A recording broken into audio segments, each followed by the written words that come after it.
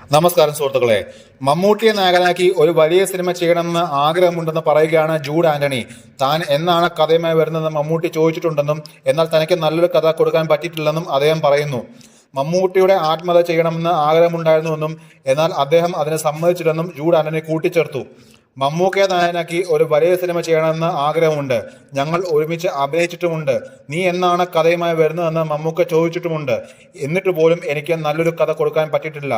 അദ്ദേഹത്തിന്റെ ആത്മകഥ ചെയ്യണമെന്ന് എനിക്ക് ആഗ്രഹമുണ്ടായിരുന്നു. എന്നാൽ മമ്മൂക്ക അതിന് സമ്മതിക്കുന്നുമില്ല.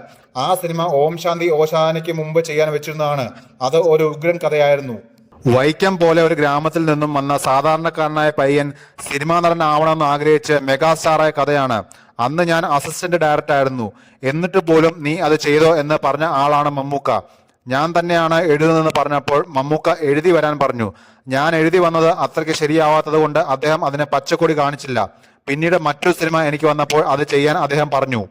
അതിനുശേഷം ഞാൻ അതിനെപ്പറ്റി സംസാരിച്ചപ്പോൾ എന്റെ ജീവിതം അങ്ങനെ സിനിമയാക്കാനുള്ളതൊന്നും ഇല്ല, ഞാൻ അത്രയ്ക്കുള്ള ആളായിട്ടില്ല എന്ന് അദ്ദേഹം പറഞ്ഞത്.